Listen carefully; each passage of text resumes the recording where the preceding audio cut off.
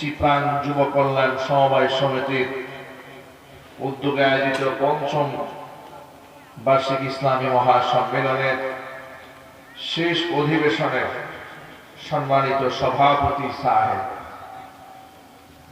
আমন্ত্রিত হাজরাত উলামায়ে কেরাম, মুরব্বিয়ান ইজম, অত্র এলাকা এবং পার্শ্ববর্তী এলাকার বিভিন্ন প্রান্ত থেকে ছুটে আসা দিন দরদি, ঈমানদার, পরহেজগার, মুত্তাকি মুসলিম ভাইরা, পর্দার অন্তরালে আমাদের সকলের শ্রদ্ধা ভাজন পর্দানিশীর মা এবং বোনেরা, মহান আল্লাহ রাব্বুল আলামিনের আলিশান দরবারে লাখ কোটি শুকরিয়া আদায় করছি যে মহান আল্লাহ রাব্বুল আলামিন গোটা বিশ্বময় এই করোনা ভাইরাসের প্রাদুর্ভাব থাকার পরেও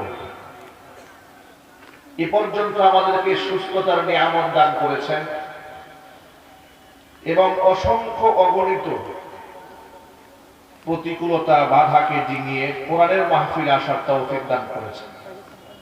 এই জন্য আপনারা খুশি না বেজার, কম না বেশি? হৃদয়ের সবটুকুন ভালোবাসা, আবেগ প্রকাশ করে আল্লাহ সুবহানাহু ওয়া তাআলার দরবারে তার শেখানো ভাষায় শুকরিয়া আদায় করছি। জবান ছেড়ে বলছি আলহামদুলিল্লাহ। রব্বানা লাকাল হামদ হামদান কাসীরা তাইয়িবান মুবারাকান ফীহি। রব্বানা লাকাল হামদু কামা ইয়ানবাগি লিজালালি ওয়াজহিকা ওয়া আযীমি সুলতানিকা। আল্লাহ রাব্বুল আলামিন আজকের এই ইসলামী মহাসম্মেলনকে কবুল করুন। অক্লান্ত পরিশ্রম করে, অর্থ করি খরচ করে যারা এই জান্নাতের বাগান সাজিয়েছেন এবং যারা দূর দারাজ থেকে শোনার জন্য এসেছেন, এই মাহফিলের ওসিলা করে আল্লাহ পাক সকলকে মাফ করে দেন। দেখুন, কুয়াশার পানি টপ টপ করে গায়ে পড়ছে, নিচে খুব আরামদায়ক বিছানাও নাই, এরপরও কোরআনের মাহফিল, আপনার হাজার হাজার মানুষ জমা হয়ে মাটিতে বসে পড়েছে। গোটা পৃথিবীতে কোরআন শোনার জন্য মানুষ যে আবেগ প্রকাশ করে, এই যে মানুষের কোরআনের প্রতি যে ভালোবাসা, পৃথিবীর পুরো দার্শনিক, কবি, সাহিত্যিক, বুদ্ধিজীবী তাদের কথার প্রতি মানুষের এই শ্রদ্ধা নাই, এই ভালোবাসা নাই। রাজনীতিবিদেরা বড় বড় প্রোগ্রাম করে, অনেক টাকা খরচ করে, তাদের জন্য অনেক খাবারের আয়োজন, গাড়ি ভাড়ার আয়োজন ইত্যাদি উপহার সামগ্রী অনেক কিছু দেওয়া হয়। এরপরেও কোনো কোনো ক্ষেত্রে তারা কাঙ্ক্ষিত মানের লোক জমায়েত করতে পারে না, ঠিক কি না? কিন্তু কোরআনের মাহফিলগুলোতে বিরিয়ানি, তেহারি, মিষ্টি কোনো কিছু বিতরণের অনেক জায়গায় সুযোগ থাকে না। শুধুমাত্র আল্লাহ এবং তার রাসূলকে ভালোবেসে নিজের পরকালের মুক্তি কামনায় মানুষেরা কোরআনের মাহফিলে এসে জমা হয়ে যায়। আল্লাহ সুবহানাহু ওয়া তাআলার দরবারে দোয়া করছি, প্রচন্ড শীতকে উপেক্ষা করে যারা কোরআনের মাহফিলে এসেছেন, খালি হাতে আল্লাহ পাক যেন কাউকে ফিরিয়ে না দেন, সকলকে আল্লাহ বেগুনা মাসুম বানিয়ে নেন। সামনের জীবনটা আল্লাহ পাক সুন্দরভাবে চলার তৌফিক আল্লাহ পাক আমাদের সকলকে দান করুন। প্রিয় ভাইরা আমার, আজকে গোটা বিশ্বময় ইসলামের যে প্রচার এবং প্রসার হচ্ছে, আপনারা শুনে অবাক হবেন, ইসলামের বিরুদ্ধে যত অপপ্রচার হয়, সেই অপপ্রচারগুলোকে আল্লাহ সুবহানাহু ওয়া তাআলা ইসলামের প্রচার মাধ্যম হিসেবে কবুল করে ফেলেছেন। যেমন নাকি নবী করিম সাল্লাল্লাহু আলাইহি ওয়াসাল্লামের আওয়াজকে বন্ধ করার জন্য ১৫০০ বছর আগে কাফেররা চেয়েছিল যে মুহাম্মদ সাল্লাল্লাহু আলাইহি ওয়াসাল্লামের কথা যদি মানুষ না শোনে তাহলেই তো আর আমাদের এত মাথা ব্যথা থাকবে না। মুহাম্মদের কথা শুনলেই মানুষের মধ্যে পরিবর্তন চলে আসে। এমন পরিবর্তন আসে যে মানুষেরা ঘর ছেড়ে দিতে রাজি হয়ে যায়, বাড়ি ছেড়ে দিতে রাজি হয়, দেশান্তরিত হতে রাজি হয়, এমনকি জবেহ হতে রাজি হয়, টুকরা টুকরা হতে রাজি হয়, কিন্তু মুহাম্মদ সাল্লাল্লাহু আলাইহি সাল্লামের আদর্শ ছেড়ে দিতে রাজি হয় না, ঠিক কি না? এটা কেমন কথা, এ কেমন বাণী, যে বাণী গ্রহণ করার পরে হযরত বিলাল রাদিয়াল্লাহু তাআলা আনহু রক্তাক্ত হয়েছেন, নির্যাতিত হয়েছেন, পায়ের মধ্যে পাগলা উটের সাথে পায়ের রশি বেঁধে দিয়েছে, আর পাগলা উটকে প্রচন্ড খরতাপের মধ্যে গরমের মধ্যে বড় প্রান্তরে ছেড়ে দিয়েছে। উটের এক পায়ে বিলালের পায়ের সাথে রশি বাঁধা, রশির আরেক মাথা উটের পায়ের সাথে বাঁধা। হযরত বিলাল রাদিয়াল্লাহু তাআলা আনহুকে নিয়ে উট দৌড়াচ্ছে। একটুখানি বিবেক দিয়ে চিন্তা করেন এটা কেমন মতবাদ। হযরত বিলাল কেমন ঈমানদার হলেন, আল্লাহর নবীর সান্নিধ্যে তিনি কি পেয়ে গেলেন। পাগলা উটকে তাড়িয়ে দেওয়া হয়েছে, উট তাকে নিয়ে দৌড়ায়। হযরত বিলাল রাদিয়াল্লাহু তাআলা আনহু প্রচন্ড গরমের কারণে বালু করা গরম হয়েছে, বালুর আঘাতে ঘর্ষণে পিঠের চামড়া ছিঁড়ে যায়, কানের চামড়া ছিঁড়ে যায়, যাতে করে হযরত বিলাল রাদিয়াল্লাহু তাআলা আনহু নির্যাতিত নিপীড়িত হয়ে এই আদর্শকেই তারা ছেড়ে দেন।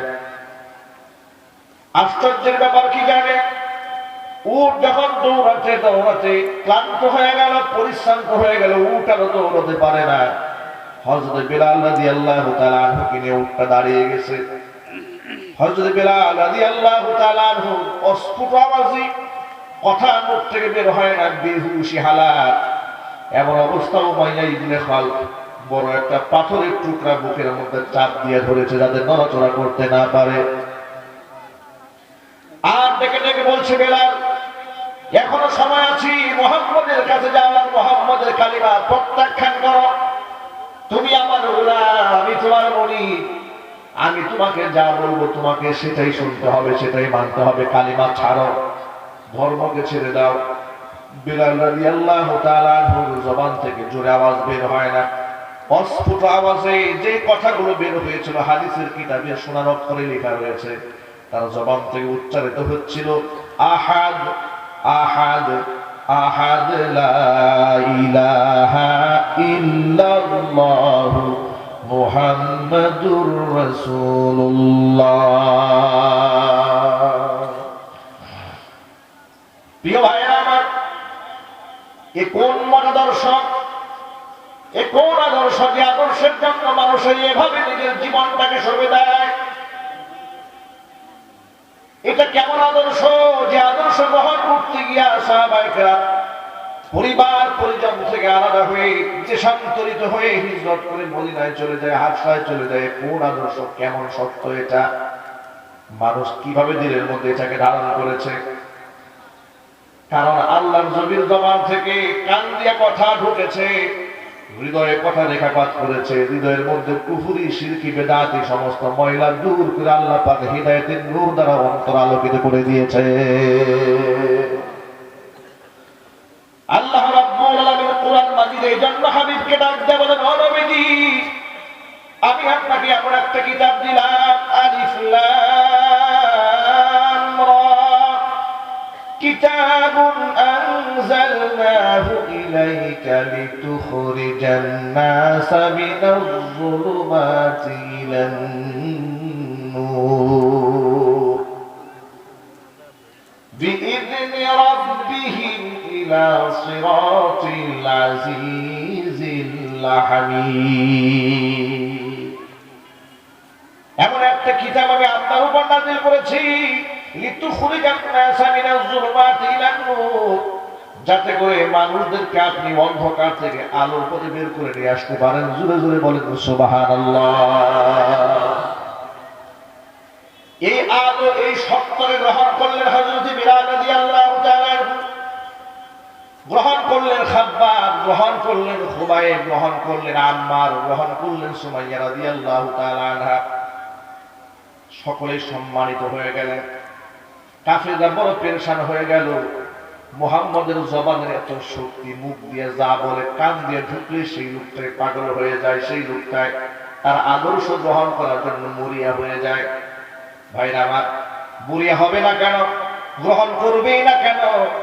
যে নবীর জবান থেকে মুখ থেকে জীবনে একটা মিথ্যা শব্দ বের হয় নাই, তার কথার আসর, তার কথার সত্যতা, তার কথার বাস্তবতা কতটা জটিল ভাবে মানুষকে আঘাত করতে পারে, কতটা তাত্ত্বিক ভাবে মানুষের কলিজার মধ্যে হিট করতে পারে। আল্লাহর নবী বিশ্বনবী মুহাম্মদ রাসূলুল্লাহ সাল্লাল্লাহু আলাইহি ওয়াসাল্লাম হিদায়াতের বাণী প্রচার করার ক্ষেত্রে একটা মাধ্যমকে গ্রহণ করলেন। সেই মাধ্যমটা হচ্ছে কোরআন মাজিদের তিলাওয়াত। মানুষদেরকে তিনি কোরআন শোনাতেন। ভাইরা আমার, কোরআনে কারীম আল্লাহ পাকের কালাম। কোরআনে কারীম মাখলুক নয়, কোরআন হচ্ছে আল্লাহ পাকের সিফাত। আল্লাহ পাকের এই কালাম যখন আল্লাহর নবী তিলাওয়াত করতেন, হুজুরের কণ্ঠের আসরটা এত বেশি ছিল, হযরত উমর রাদিয়াল্লাহু তাআলা আনহু বলেন, আমি তাকে গাল বন্ধ করতে গিয়েছিলাম, কিন্তু কোরআন তেলাওয়াত শোনার পরে আমি তাকে আর পেছন দিক থেকে গালি কিংবা আঘাত করতে সাহস পাই নাই। কুফরি হালাতে নবী করিম সাল্লাল্লাহু আলাইহি সাল্লামকে পেছন দিক থেকে আঘাত করতে গেছে, গিয়ে দেখে আল্লাহর হাবিব বাইতুল্লাহ দাঁড়িয়ে দাঁড়িয়ে জোরে জোরে কোরআন তেলাওয়াত করছে। কোরআন তেলাওয়াতের আসরে কাফের কাফের পর্যন্ত রাসূলের সামনে দিতে সাহস পায়নি। চিল্লা করে সুবহানাল্লাহ। দিনের বেলায় আবু জাহাল বিরোধিতা করেছে, রাতের বেলায় আবু জাহেল বিরোধিতা করতে পারে নাই। রাতের আধারে দেয়ালের সাথে কান লাগিয়ে পিঠ লাগিয়ে দাঁড়িয়ে দাঁড়িয়ে নবীজির জবান থেকে কোরআন শুনতো আবু জাহাল। আল্লাহর নবী কোরআন তিলাওয়াত করাটাকে মানুষের হিদায়াতের মাধ্যম হিসেবে গ্রহণ করলেন, কারণ কোরআন তিলাওয়াতটা এত বড় একটা আসরের ইবাদত। অনেক লোকেরা বুঝে না, আজকে কোরআন তিলাওয়াত ছেড়েই দিয়েছে। এখানে এমন কোন মানুষ নাই যাদের ঘরের মধ্যে কোরআন নাই। আমার মনে হয় প্রত্যেকটা মুসলমানের ঘরে ঘরে কোরআন আছে, কিন্তু আমি দৃঢ়তার সাথে বলতে পারি কোরআনের হক আমরা অধিকাংশ মানুষ আদায় করি না। ঠিক না? মক্তবগুলো সকালবেলা চালু ছিল, গ্রামগঞ্জের হাজার হাজার মক্তব। এখানে আমার ডানে বামে যত লোক আছে মক্তবে পড়েন নাই এমন লোকের সংখ্যা এখানে কম আছে। ঠিক না? ইদানিং কিন্তু মক্তব বন্ধ হয়ে যাচ্ছে। সকালে ফজরে পরে মসজিদের মধ্যে যে ফুরকানিয়া মক্তব, ফুরকানিয়া মাদ্রাসা, এগুলো অনেক জায়গায় বন্ধ হয়েছে। সকালবেলা এখন আর ঘুম ভাঙে না। সাহেবরা ঘুমান রাত 2টা বাজে, ঘুম ভাঙবে কেমন সকালে? কথা বলেন। অধিক রাত জেগে জেগে ঘুমানো অভ্যস্ত হয়ে যাচ্ছে যারা। সকালবেলা ঘুম ভাঙে না, বাচ্চাদের ভাঙে না, মুরব্বীদের ভাঙে না। আল্লাহ নবী কোরআন তেলাওয়াতটাকে মাধ্যম বানাইলেন দিন প্রচারের জন্য।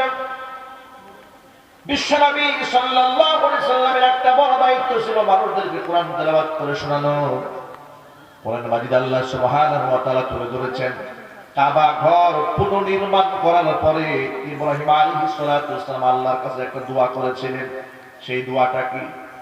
ربنا وابعث فيهم رسولا منهم يتلو عليهم آياتك ويعلمهم الكتاب والحكمة ويزكيهم إنك أنت العزيز الحكيم। কাবা ঘর রিকনস্ট্রাকশন করার পর, কাবা ঘর পুনর্নির্মাণ করার পরে পুত্র ইসমাইলকে সাথে নিয়ে জাতির পিতা ইব্রাহিম আলাইহিস সালাতু ওয়াস সালাম আল্লাহর কাছে দোয়া করে বললেন, রব্বুল আলামিন ওয়াবাত ফীহিম রাসূলান মিনহুম, তুমি আমার পুত্র ইসমাইলের বংশধরের ভিতর থেকে তাদের মধ্যে এমন একজন রাসূল পাঠিয়ে দাও যে রাসূল ইয়াতলু আলাইহিম আয়াতিকা, তোমার আয়াতগুলো তেলাওয়াত করে করে তাদেরকে শোনাবে। ওয়ায়ুআল্লিমুহুমুল কিতাব, তাদেরকে কিতাব শিক্ষা দেবে। ওয়াল হিকমাত, হিকমত শিক্ষা দেবে। ওয়ায়ুযাক্কিহিম, তাদেরকে আত্মশুদ্ধি করে দেবে। আল্লাহ নবী দুনিয়াতে ইব্রাহিম আলাইহিস সালাতু ওয়াস সালাম তো এই দোয়া করেছেন। এই জন্য আল্লাহর হাবিব দুনিয়াতে এসে বলে, আনা দুআউ আবি ইব্রাহিম আলাইহিস সালাতু ওয়াস সালাম, আমি হচ্ছি ইব্রাহিম আলাইহিস সালাতু ওয়াস সালামের দোয়ার ফসল। অবিশারাতু ঈসা আলাইহিস সালাতু ওয়াস সালাম, ঈসা আলাইহিস সালাতু ওয়াস সালামের সুসংবাদ, এবং আমি হচ্ছি ইব্রাহিম আলাইহিস সালাতু ওয়াস সালামের দোয়া। জোরে বলেন সুবহানাল্লাহ। হুজুর পৃথিবীতে মানুষকে হিদায়াতের দিকে আহ্বান করার জন্য তিনি মানুষদেরকে কোরআন শোনাতেন। আর এই কোরআন তেলাওয়াতের আসর এত বেশি, আপনারা তো বাস্তবতা অনেকেই দেখেছেন, বর্তমান সমাজে অনেক কারি সাহেবরা কোরআন তেলাওয়াত করেন, লোকেরা তরজমা তাফসীর না বুঝে চোখের পানি ঝরে। ঠিক কিনা? মক্কা মদিনায় যারা গিয়েছেন তারা অনেকেই দেখেছেন, তারাবির নামাজে কিংবা জামাতি নামাজের মধ্যে হারাবে ইমাম সাহেবরা কিংবা তিলাওয়াতের মধ্যে চোখের পানি ছেড়ে কান্না করে। পেছনে মুক্তাদি যারা থাকেন তারা অনেকেই তরজমাও জানেন না। আমি নিজের চোখে দেখেছি, আমার মসজিদের মধ্যে আমি কোরআন তেলাওয়াত করছি ফজরের নামাজে, পিছনে মুসল্লিরা চোখের পানিতে বুক ভাসিয়ে দিয়েছে নামাজের মধ্যে, অথচ যারা কান্না করে চোখের পানিতে বুক ভাসিয়েছে তারা অধিকাংশ একজনও কোরআন শরীফের তরজমাও জানেন না। কারণটা কি? এর কারণটা কি শোনেন। কোরআন পানির আল্লাহ পাক বলেন, ইন্নামাল মুমিনুনা আল্লাযীনা ইযা যুকিরাল্লাহু ওয়াজিলাত কুলুবুহুম ওয়া ইযা তুলিয়াত আলাইহিম আয়াতুহু যাদাতুহুম ঈমানা। প্রকৃত ঈমানদারের পরিচয় তো এটাই, ইযা যুকিরাল্লাহ, যখন তাদের সামনে আমি আল্লাহ নামের উচ্চারণ করা হয়, ওয়াজিলাত কুলুবুহুম, আমার নাম শুনে, আমার প্রশংসা শুনে তাদের অন্তরটা বিগলিত হয়ে যায়। ওয়া ইযা তুলিয়াত আলাইহিম আয়াতুহু, আর আমার কোরআনের আয়াত যখন তিলাওয়াত করে তাদেরকে শোনানো হয়, যাদাতুহুম ঈমানা, তাদের ঈমানটা বেড়ে যায়। জোরে বলেন সুবহানাল্লাহ। ঈমান বেড়ে যায়, আল্লাহর ভয়ে চোখের পানি আসে, কোরআনের আসলে মানুষের অন্তরটা আলোকিত হয়ে যায়। এই জন্য কোরআন পড়লে শুধু সওয়াব হয় তা নয়, কোরআন পড়লে সওয়াব হয়, কোরআন পড়লে আল্লাহর সাথে কথা বলা হয়ে যায়, কোরআন শুনলে, কোরআন পড়লে অন্তরের ময়লা আল্লাহ দূর করে দেন। জোরে বলেন সুবহানাল্লাহ। আল্লাহর নবীর জবান থেকে কেউ যেন কোরআন শুনতে না পারে, এই জন্য কাফির বেঈমানরা চতুর্দিক থেকে অপপ্রচার চালায় দিল। আল্লাহর হাবিব তৎকালীন যুগে আরবে বড় বড় দুটা মেলা হতো, উকাজের মেলা। উকাজের মেলায় বিশ্ব বিভিন্ন দেশ থেকে লোকেরা মেলার মধ্যে আসতো, ব্যবসায়ী কাজে আসতো। আল্লাহ নবী এটাকে সুদূর মনে করতেন যে এই মেলাতে অসংখ্য মানুষ আসবে, আমি যদি হেদায়েতের দাওয়াত কোরআন তেলাওয়াতের মাধ্যমে এদেরকে শোনায় দিতে পারি, তাহলে এরাও তো কালিমা পড়ে মুসলমান হয়ে যাবে। কারণ আমার টার্গেট হচ্ছে গোটা বিশ্বময় কোরআনের আওয়াজকে ছড়িয়ে দেওয়া। কাফেররা মনে মনে ভাবলো, এই মুহাম্মদের কণ্ঠে যদি ভিনদেশী মানুষগুলা কোরআন শুনে তাহলে তো উপায় নাই, তো ঠেকানো যাবে না।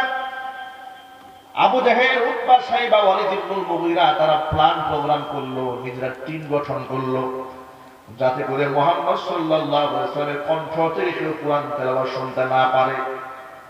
চতুর্দিক থেকে মেলার মধ্যে যে সমস্ত রাস্তাগুলো ঢোকার রয়েছে, শাম থেকে, সিরিয়া থেকে, ইরাক থেকে, পার্শ্ববর্তী আরব দেশগুলো থেকে ব্যবসায়ী কাফেলা যে রাস্তায় ঢুকবে, প্রত্যেকটা রাস্তার মোড়ে মোড়ে আবু জেহেল কর্তৃক, উতবা সাইবা কর্তৃক সেখানে লোক বসিয়ে দেওয়া হয়েছে, যারা ওই সমস্ত মেলার মধ্যে লোক ঢোকার সময় কানে কানে বলে দেবে, খবরদার এই মেলার মধ্যে একজন লোক আছে, তার নাম মুহাম্মদ।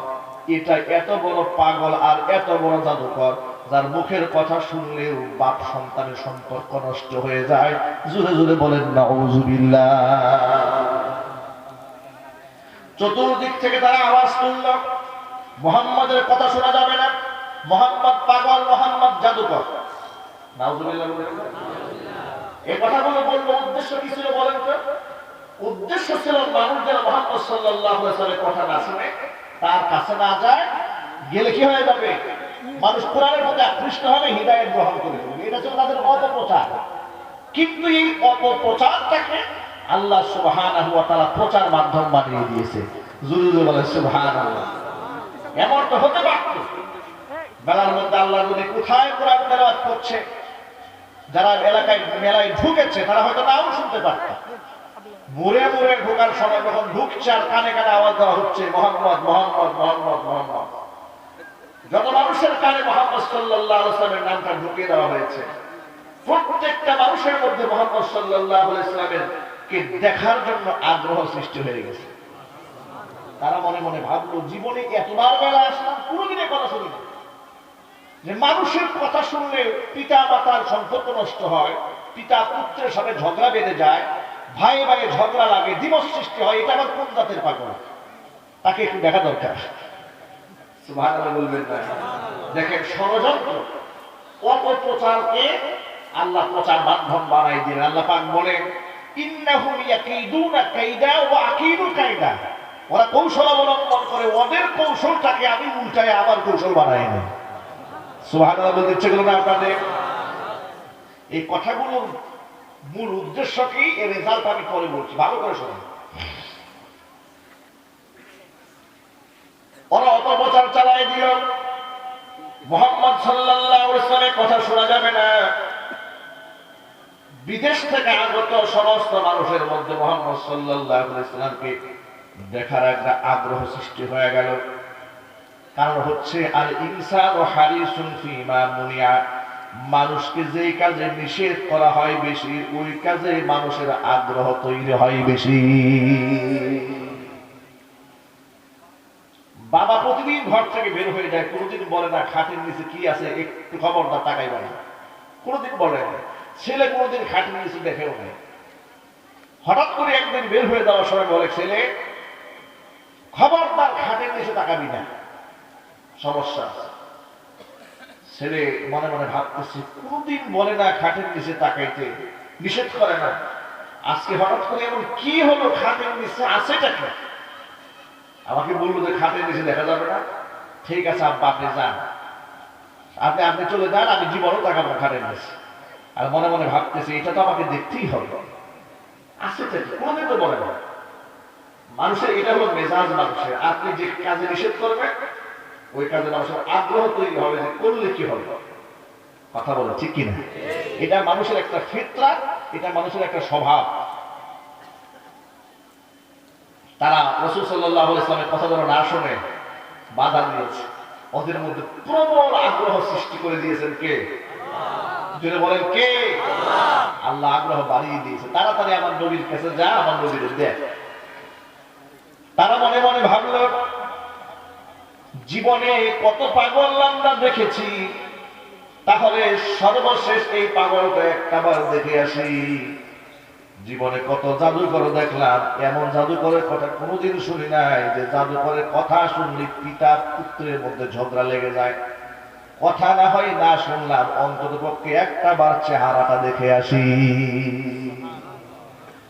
আগ্রহ তৈরি হয়ে গেল, সবাই বেড়ায় ঢুকে ব্যবসা বাণিজ্যের কথা চিন্তা না করে সবাই পাগল খোঁজা শুরু করে দিয়েছে। মোহাম্মদ কোথায়, মোহাম্মদ কোথায়? যে মোহাম্মদের ব্যাপারে নিষেধ করা হয়েছে তিনি কোথায় একটুখানি দেখতে চায়। আবার মনের মধ্যে ভয় আছে, কানের মধ্যে আঙ্গুল ঢুকিয়ে দিয়ে নবী মুহাম্মদ সাল্লাল্লাহু আলাইহি ওয়াসাল্লামের সামনে গিয়েছে ভয় ভয়ে, না জানি কথা শুনলে আবার সত্যি ঝগড়া লেগে যায় কিনা। কানের মধ্যে আঙ্গুল দিয়ে মুহাম্মদ সাল্লাল্লাহু আলাইহি ওয়াসাল্লামের সামনে গিয়ে যখন দাঁড়িয়েছে, আল্লাহর নবীর চেহারা দেখা মাত্র সমস্ত মানুষদের চোখের পর্দা সরে গিয়েছে। তারা মনে মনে ভাবলো পাগল তো থাকবে, নোংরা পাগল তো থাকবে, গায়ে দুর্গন্ধময়, এটা আবার কেমন ধরনের পাগল? গায়েতে দুর্গন্ধ নাই, চেহারা দেখে মনে হচ্ছে যেন নূর চমকাচ্ছে। নবীর চেহারাকে আমাদের মতো ছিল নাকি? হুজুরের চেহারা কত সুন্দর ছিল, সুবহানাল্লাহ। ভাবতে পারেন আপনারা কতটা সুন্দর ছিল রাসূলের চেহারা?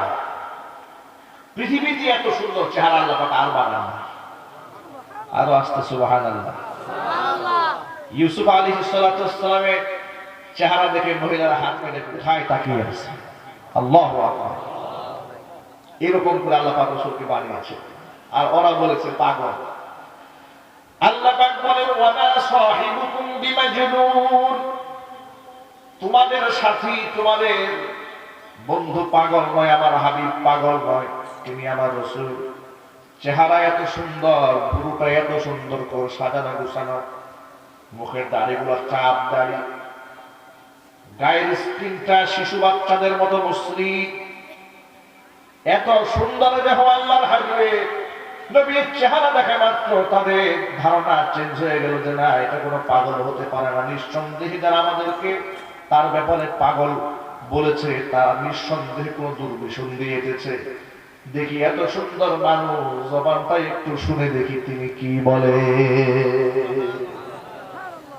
দেখি তো কি বলে। আল্লাহ নবী কোরআন তেলাওয়াত করলেন। নবীজি কণ্ঠে কোরআন তেলাওয়াত শুনে পুরা পৃথিবীর বিভিন্ন দেশ থেকে আগত অসংখ্য মানুষের অন্তরের মধ্যে হিদায়াতের নূর আল্লাহ পৌঁছে দিয়েছে। এই ঘটনা দিয়ে আমি শুধু এই কথাই বোঝাতে চেয়েছি আপনাদের সামনে, যুগ যুগ ধরে ইসলামের অপপ্রচার করা হয়েছে, ঠিক কিনা? এই অপপ্রচার কিন্তু এখনো বন্ধ হয় না। এখনো পর্যন্ত মাদ্রাসার বিরুদ্ধে, আলেমদের বিরুদ্ধে, দাড়ি এবং টুপির বিরুদ্ধে অপপ্রচার আছে না নাই? কখনো কখনো বলে মাদ্রাসার মধ্যে জঙ্গি পয়দা হয়, কখনো কখনো বলে মাদ্রাসার মধ্যে সন্ত্রাসী ট্রেনিং দেওয়া হয়, কখনো কখনো মহিলা মাদ্রাসার ব্যাপারে বলে মহিলা মাদ্রাসার সিলেবাস জানা নাই, মেয়েরা বুরকা পরে, হাত মোজা, পা মোজা, চশমা পরে ঢুকে, চশমা পরে বের হয়ে যায়, শরীরও আশ করা যায় না, বোঝাও যায় না কি পরে আর কি পরে বের হয়ে আসে।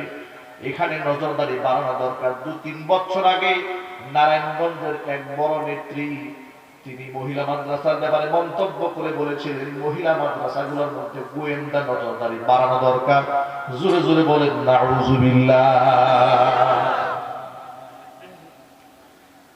নজরদারি কোথায় বাড়াতে হবে তোমরা কি জানো না? নজরদারি বিশ্ববিদ্যালয়ের মধ্যে বাড়াও, সেখানে অস্ত্র আছে, ঠিক কিনা? সন্ত্রাস আছে, গুন্ডা আছে, মানস্তান আছে, টর্চার সেল আছে না নাই? টর্চার সেল আছে না? টর্চার সেলের সন্ধান পুলিশ প্রায় সময় পায়। নজরদারি সেই জায়গায় বাড়ানো দরকার। মাদ্রাসার মধ্যে নজরদারির কোনো প্রয়োজন নাই, কারণ স্কুল, কলেজ, বিশ্ববিদ্যালয়, শিক্ষাঙ্গনে, অফিসে, আদালতে সব জায়গায় মাদকের ছোঁয়াছুঁয়ি পাওয়া যায়। আল্লাহর কসম করে বলি মাদ্রাসার মধ্যে মাদকের গ্রাম গন্ধ খুঁজে পাওয়া যায় না। এরপরে ওদের কলিজা মানায় না। আলেমদের বিরুদ্ধে অপপ্রচারেরা চালিয়ে যাচ্ছে, ধর্মের বিরুদ্ধে অপপ্রচার আজকের এই দিন পর্যন্ত অব্যাহত আছে। আপনারা মনে মনে ভাববেন না ওরা বোধহয় অব্যাহত, ওরা মনে হয় ধর্মের বিরুদ্ধে অপপ্রচার বন্ধ করে দিয়েছে, মোটেও নয়। কমান্ডো নামক একটা সিনেমা বাংলাদেশে ওরা ইতিমধ্যে বানিয়ে ফেলেছে। এই ট্রেজারটা ইতিমধ্যে অনলাইনে ওরা ভাইরাল করে দিয়েছে, যাতে করে মানুষের মধ্যে একটা ভুল মেসেজ পৌঁছে দেওয়া যায়। স্বাধীনতা যুদ্ধের পর থেকে আজকের এই দিন পর্যন্ত বাংলাদেশে যত নাটক, যত সিনেমা মুক্তিযুদ্ধকে কেন্দ্র করে বানানো হয়েছে, সমস্ত নাটক সিনেমার মধ্যে সবচাইতে বাজে চরিত্র, সবচাইতে খারাপ চরিত্র, ধর্ষকের চরিত্র যাকে দেওয়া হয়েছে তার মুখের মধ্যে দাড়ি, মাথার মধ্যে টুপি দেওয়া হয়েছে। যদি বলুন ঠিক কিনা? দাড়ি এবং টুপিওয়ালাটাকে সবচেয়ে জঘন্য চরিত্র দিয়ে নাটকের সিনেমার মধ্যে পেশ করা হয়েছে। এটা হচ্ছে নাটক সিনেমার অবস্থা। আমি আপনাদের কাছে বাস্তবতা জানতে চাই, সমাজে দাড়ি এবং টুপিওয়ালা লোকগুলাকে আসলে সমাজে নিকৃষ্ট মানুষ? তারা কি ধর্ষক? তারা কি সন্ত্রাসী? তারা কি গুন্ডা? তারা কি মাস্তান? তাহলে ওরা এই অপপ্রচার কেন করে? সর্বশেষ কমান্ডো নামক সিনেমা বানিয়েছে ওরা, প্রচার করার, প্রসার করার দেশের মধ্যে চেষ্টা চালিয়ে যাচ্ছে। সিনেমার মধ্যে দেওয়া হয়েছে সারাটা জীবন ভর যারা আলেমদেরকে মৌলবাদ মৌলবাদ বলে গালি দিয়েছে, ওই নাস্তিকবাদী জাতি গোষ্ঠী এখনো বাংলাদেশে আছে না নাই? আরো জোরে বলে। শাহরিয়ার কবির গ্যাং যারা বাংলাদেশে আছে, ওরা সব সময় আলেমদের ব্যাপারে অপপ্রচার চালিয়ে যাচ্ছে, মাদ্রাসার বিরুদ্ধে অপপ্রচার। আর তাদের পদলেহনকারী তথাকথিত হলুদ মিডিয়া যারা আছে, সাংবাদিক যারা আছে, সাংবাদিক যারা আছে, সংবাদ কর্মী যারা আছে, আলেমদের প্রশংসা তো জীবনে করতেই চায় না। আলেমদের এই জাতির জন্য যত অবদান আছে মিডিয়াতে প্রচার হয় না। কোন আলেম যদি জীবনে কোনো একটা ত্রুটি বিচ্যুতি করে ফেলেন, ওটাকে মোটা করে হাইলাইট করে সংবাদ মাধ্যমে প্রচার করে আলেমদের মান সম্মান নষ্ট করার ষড়যন্ত্র চালায়। একটা প্রমাণের আপনাদের হাতে তুলে দেয়, দুদিন আগে আপনারা অনেকগুলা পত্রিকার পাতার মধ্যে পেয়েছেন চাঁদপুরের এক মাদ্রাসার শিক্ষককে বলাৎকার করেছে। এই ঘটনাকে কেন্দ্র করে মাথার চুলগুলা ন্যাড়া করে পুলিশে ধরাই দিয়েছে। দেখেছেন না? এটা কিন্তু সবগুলা মিডিয়াতে এসছে এবং যারা প্রচার করেছে অত্যন্ত মজা করে প্রচার করেছে, দিয়েছে হুজুরদের একদম বিরাট একটা বাস ধরে দিয়েছে, অপকর্ম জাতির সামনে ফাঁস করে দিয়েছে। আজকের পত্রিকা রিপোর্ট হচ্ছে যাকে বলাৎকারের অভিযোগে মাথার চুল ন্যাড়া করে পুলিশে দেওয়া হয়েছে, আসলে তিনি এর ঘটনার সাথে কোনো প্রকার যুক্তই না, সম্পৃক্তই নাই, এমন কোন একটা ঘটনা ওই মাদ্রাসার মধ্যে ঘটেই। কিন্তু পত্রিকা কিন্তু চলে এসছে, ভাইরাল কিন্তু হয়ে গিয়েছে। প্রমাণ কি করে হলো? মাদ্রাসার প্রত্যেকটা কক্ষে কক্ষে সিসি ক্যামেরা দেওয়া আছে। সুবহানাল্লাহ। মাদ্রাসাটা এখন আপডেট হয়েছে। সিসি ক্যামেরার ফুটেজ দেখাতে বলা হলো, আইন শৃঙ্খলা রক্ষাকারী বাহিনীর হাতে দেওয়া হলো। সেখানে সিসি ফুটেজ দেখে তারা প্রমাণ করলেন যে উস্তাদের নামে এমন একটা ব্লেম দেওয়া হয়েছে, অভিযোগ পেশ করা হয়েছে, এই উস্তাদ এই জঘন্য কাজের সাথে ন্যূনতম কোনো সম্পর্ক নাই। এভাবেই তো আলেমদের মান সম্মান নষ্ট করা হচ্ছে। কথা বলে না, ঠিক কিনা? এভাবেই পত্রিকার পাতায় কিংবা ফেসবুকে যা দেখবেন তাই শুনে শুনে হাততালি বাজাবেন না, খবরদার। আল্লাহর আদালতে জবাবদিহিতা করতে হবে। কাফা বিল মারই কাযিবান আন ইউহাদ্দিসা বিকুল্লি মা সামিআ। শুনলেন আর বলে দিলেন, যাচাই নাই বাছাই নাই, গ্রহণ করলেন করবেন কিনা, কে বলল সেটাও দেখলেন না। যে সংবাদটা প্রচার করলো সে মুসলমান কিনা, ইসলাম বিদ্বেষী কিনা, মাদ্রাসা বিদ্বেষী কিনা, কোরআন বিদ্বেষী কিনা, আপনি যাচাই করলেন না।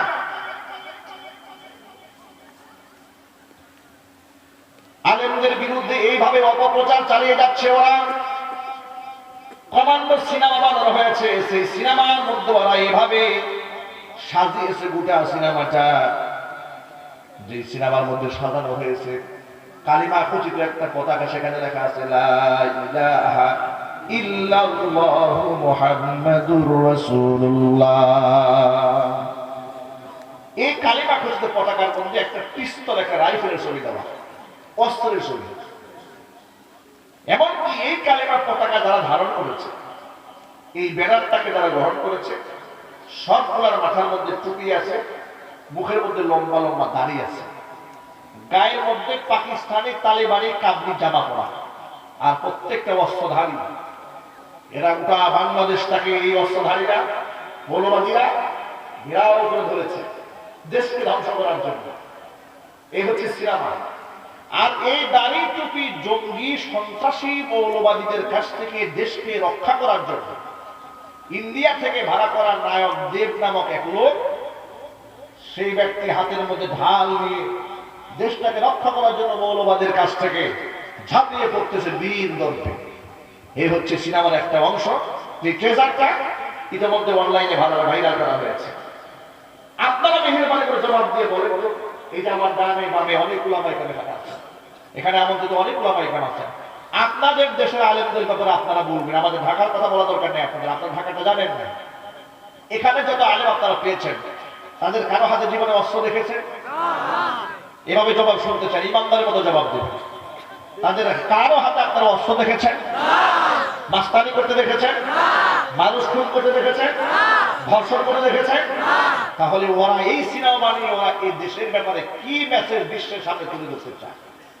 ওরা চায় নাকি ৯৫% মুসলমানের দেশের ইসলাম নিয়ে, দাড়ি নিয়ে, টুপি নিয়ে, ইসলামের আদর্শ নিয়ে, আলেমদের সম্মান নিয়ে আর কত লাঞ্ছনা, কত বঞ্চনা, আর কত ষড়যন্ত্র এই জাতি মুসলিমরা মেনে নেবে। আমি বলতে চাই, এখানে আওয়ামী লীগ বিএনপি জামাতের প্রশ্ন নয়। যত মানুষ মুসলমানের ঘরে জন্ম হয়েছে, প্রত্যেকটা মুসলমানকে দাড়ি এবং টুপির প্রতি শ্রদ্ধা থাকতেই হবে। যার মধ্যে রাসূলের আদর্শ, বুকের দাড়ি আর মাথার টুপির প্রতি শ্রদ্ধা থাকবে না, সম্মান থাকবে না, বিশ্বজ্ঞা থাকবে, বিদ্বেষ থাকবে, আমি আল্লাহর নামের কসম করে বলি, সে মুসলমান থাকবে না, সে বেঈমান মুরতাদ হয়ে যাবে।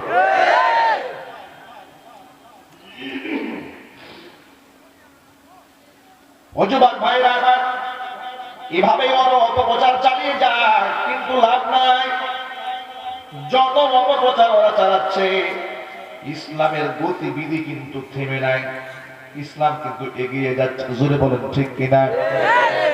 যে যুবকেরা এক সময় নাচ গান করত, যে যুবকেরা কনসার্ট করত, সেই যুবকরা আমাদের কাছে আসে, হুজুর একটা ডেট দেন, মাহফিলের ডেট দেন।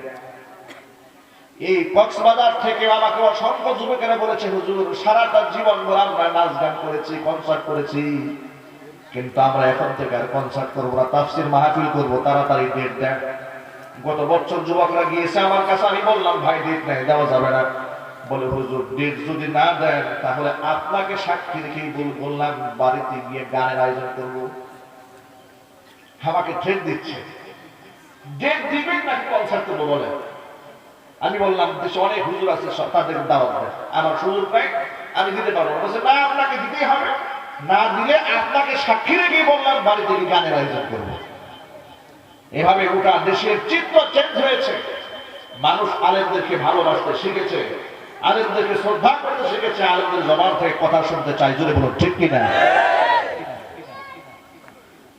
যেই যুব সমাজকে তারা এখানে শহীদ করেছে, কত কষ্ট দিয়ে তাকে হত্যা করেছে, নির্মম ভাবে তাকে হত্যা করা হয়েছে, ঠান্ডা মাথায় তাকে খুন করা হয়েছে।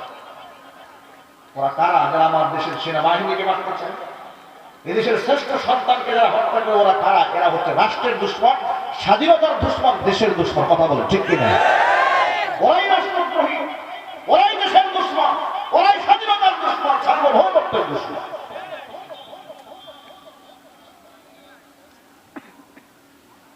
এজন্য বলি, দেশের প্রশাসনও পারে নাই মাদক থেকে জাতিকে উদ্ধার করতে, তবে প্রশাসনে অনেক ভাইরা চেষ্টা চালিয়ে যারা আন্তরিক ভাবে। প্রশাসনের মধ্যে যারা ভালো মানুষ আছে তাদের জন্য আমাদের দোয়া আছে না নাই? তাদের জন্য আমাদের বুক ভরা ভালোবাসা আছে, মন যারা মহব্বত রয়েছে। আল্লাহ পাক তাদেরকে নিরাপত্তার চাদরে ঢেকে রাখুন। জোরে বলুন আমিন। আমার সাথে প্রশাসনে অনেক ভাইদের সুসম্পর্ক রয়েছে, আমার কাছে ফুক দিয়ে দোয়া চায়, আর বলে হুজুর দোয়া করবেন, সন্তানকে মাদ্রাসায় দিয়েছে, আল্লাহ যেন হাফেজ বানায়। আবার অনেক প্রশাসনিক ভাইরা মাদ্রাসায় সন্তান দেওয়ার আগে জিজ্ঞেস করে, হুজুর কোন মাদ্রাসায় সন্তান দিলে মানুষের মতো মানুষ হবে আপনি বলে দেন। আবার অনেকে বলেন, হুজুর আপনার মতো আলেম বানাতে চাই, কোন মাদ্রাসায় পড়াবো তাড়াতাড়ি বলে।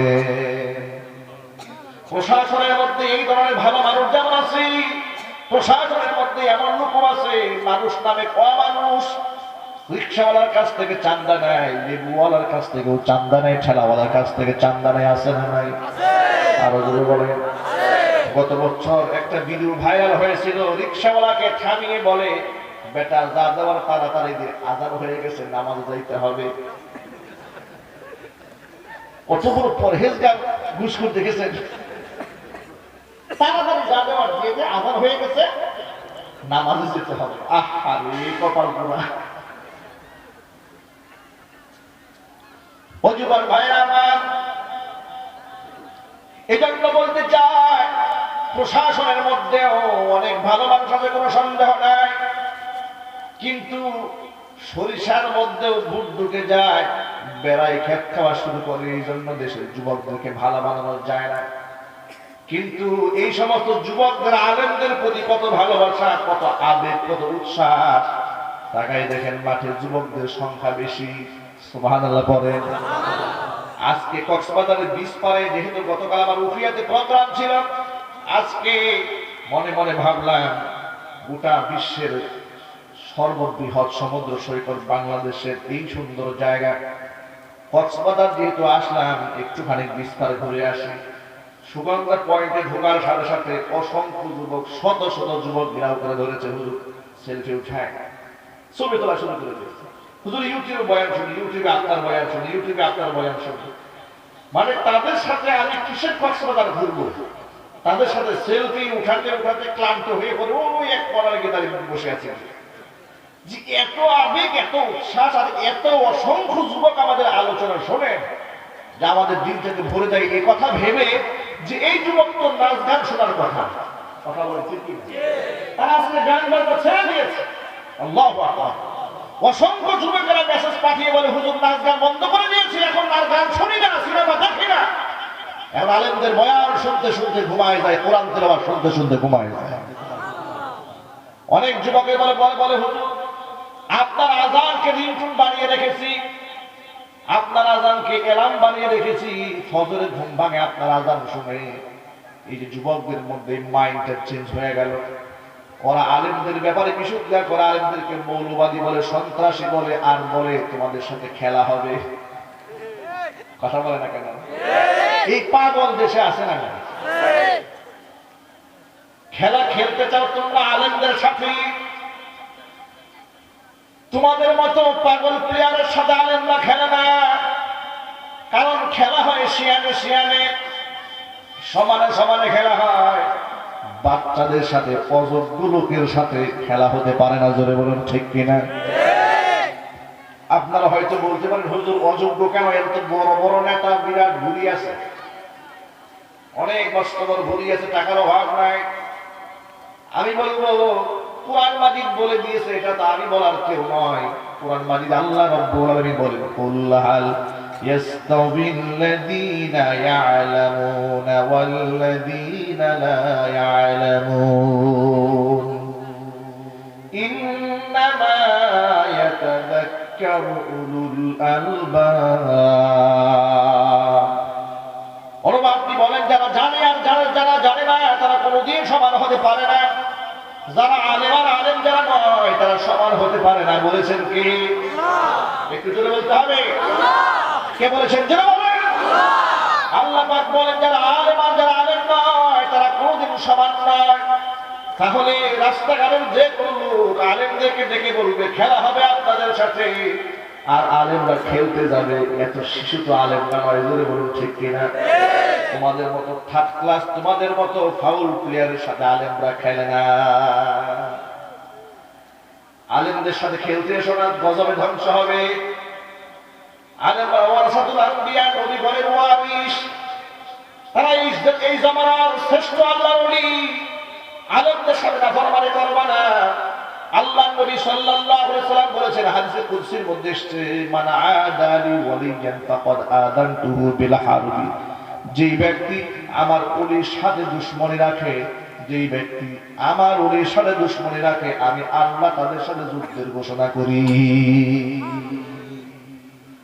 এই জন্য আলেমদের সম্মান দেওয়ার দরকার আছে না নাই? এই যে আমার বয়ের আগে একটা ছেলে আপনাদের সামনে কোরআন তেলাওয়াত করলো, সুবহানাল্লাহ বলে। বিশ্বাস করে আমি অত্যাশ্চর্য হয়েছি, আশ্চর্যান্বিত হয়েছি, মুগ্ধ হয়েছি যে টেকনাফের এই প্রান্তে এসে এত সুমিষ্ট কণ্ঠে, এত বিশুদ্ধ উচ্চারণে একটা বাচ্চার মুখ থেকে আমি কোরআন তেলাওয়াত শুনলাম। আমি অবাক হয়ে তার দিকে তাকিয়েছিলাম। আমি দোয়া করি এই বাচ্চার জন্য আল্লাহ পাক তাকে যুগশ্রেষ্ঠ আলেম হিসেবে কবুল করুন। যে গার্জিয়ান তার পিছনে শ্রম দিচ্ছে, আল্লাহ পাক তাদেরকে মাফ করুন। যে উস্তাদের নিগরামে সে মানুষ হচ্ছে, সেই উস্তাদের নেক হায়াত আল্লাহ দারাজ করেন। কত শ্রমের বিনিময়ে একটা বাচ্চার মুখ থেকে এত সুন্দর কোরআন তেলাওয়াত বের হয়। আমি সেটা এই টেকনাফের এই প্রান্ত সীমানা থেকে, এটা আল্লাহ পাকের নিয়ামত, এটা আল্লাহ পাকের রহমত। আমি সব সময় বলি গোটা বিশ্ব মানচিত্রে বাংলাদেশটা ছোট্ট একটা দেশ হলেও এই দেশটা হচ্ছে একটা ডায়মন্ড এবং হীরার টুকরা দেশ। ঠিক কি না? আপনারা বলতে পারেন হুজুর ইউরোপ আমেরিকা কত ধনী, কত উন্নত, বিমানের অভাব নাই, অস্ত্রের অভাব নাই, রাস্তাঘাটে কত সুন্দর, পোশাক আশাক কত সুন্দর, মাঝে মাঝে শুধু হাফ প্যান্ট পরে। ঠিক কি না? জামা কাপড়ের অভাব নাই, কিন্তু গায়ে দেওয়ার জামা নাই।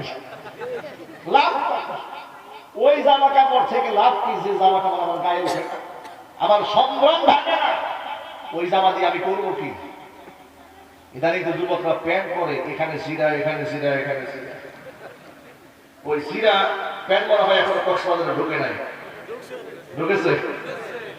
আল্লাহ যেন আমার যুবক ভাইদেরকে এই গজব থেকে হেদায়েত দান করে। খুলতে খুলতে খুলতে খুলতে তারা কত দূর খুলবে এটা আল্লাহ পাকি ভালো জানে। আল্লাহ তাআলা এই অপসংস্কৃতি থেকে জাতিকে হেফাজত করেন। আমি আমার ভাষায় বলি দেশটা হলো একটা ডায়মন্ড।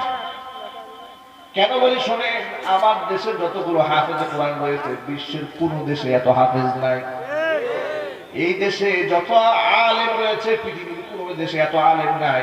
এই দেশে যতগুলা মসজিদ মাদ্রাসা রয়েছে পৃথিবীর কোনো দেশে এত মসজিদ মাদ্রাসা নাই। কে কবুল করেছে? আরো জোরে কে কবুল করেছে? আল্লাহ সুবহানাহু ওয়া তাআলা কবুল করেছেন। এজন্য আমরা ধন্য এই মাটির সন্তান। আমরা এইজন্য ওরা এই দেশটার প্রতি বেশি নজর দেয়। কথায় কথায় আমাদেরকে মৌলবাদী বলে, কথায় কথায় আমাদেরকে রাজাকার বলে, ঠিক কি না? আমি যদি আপনাদের কাছে জানতে চাই, মূল হলো আল্লাহ, মূল হচ্ছে কোরআন, মূল হচ্ছে আল্লাহ রসুল। এই তিনটা মূলকে মজবুত ভাবে ধরে রাখবে যারা মৌলবাদী, তারা এই সংজ্ঞায় সংজ্ঞায়িত হওয়ার জন্য মৌলবাদী হতে আপনাদের কোনো আপত্তি আছে? আমরা সব মৌলবাদী। আমি এক নাম্বার মৌলবাদী বাংলাদেশে, কারণ আমি মূলে আছি। মূল হচ্ছে আমার আল্লাহ, মূল হচ্ছে আমার কোরআন, মূল হচ্ছে আমার রসুল। আমাকে জবাই করলেও আল্লাহ, কোরআন এবং রসুলের নীতি থেকে কেউ বের করতে পারবে না। এই সাথে একমত আছেন কারা কারা? আমি তো হাত দেখতে চাই। মাশাআল্লাহ মাশাআল্লাহ, আল্লাহ যেন কবুল করেন। আরো যদি বলুন আমার সব মৌলবাদী যারা কথায় কথায় বলে যে মৌলবাদী মুক্ত বাংলাদেশ গড়া হবে, আছে না নাই? তাদেরকে বলবো আমাদের শেকড় সম্পর্কে তোমার কোনো ধারণাই নাই। এদেশের মৌলবাদীর শেকড় সম্পর্কে তোমার কোনো নলেজ, নো আইডিয়া, কোনো আইডিয়া নাই, কোনো ধারণা নাই, সম্ভব কোনো জ্ঞানও নাই। ওরা এসি রুমে বসে বসে, টক শোতে বসে বসে মনে মনে ভাবে যে আমরা বিরাট একটা জগতে আছি, কুয়ার ব্যাঙের মতো। ব্যাঙ যখন কুয়ায় থাকে মনে করে আমি মহাসমুদ্রে আছি। যখন সেখান থেকে বালতি করে উঠানো হয় আর মানুষের লাথি খেয়ে যখন চোখ খুলে তখন চিন্তা করে না না, দুনিয়া তো আরো বড়। কথা বলো ঠিক কিনা? এই নাস্তিকগুলা টক শোতে বসে বসে কুয়ার ব্যাঙের মতো চিৎকার চেঁচামেচি করে। কিন্তু মনে রাখতে হবে, নাস্তিকের 10 ফিটের রুমের নাম বাংলাদেশ নয়। বাংলাদেশ হচ্ছে আজকের মাহাবীরের চিত্রের নাম। যদি বলো ঠিক কিনা? এটাই বাংলাদেশ। এদেশে ইসলামের বিরুদ্ধে কথা বলতে গেলে সাবধানে বলতে হবে। এদেশে ইসলামের আদর্শের বিরুদ্ধে কথা বলতে গেলে সাবধানে বলতে হবে। অতএব যারা নাটক সিনেমা বানিয়েছে ইসলামকে আঘাত দেওয়ার জন্য, সে সিনেমা শুধুমাত্র বন্ধ করলে হবে না, সিনেমা বন্ধ করতে হবে। যারা বানিয়েছে তাদেরকে শাস্তির আওতায় এনে দৃষ্টান্তমূলক শাস্তি কায়েম করতে হবে।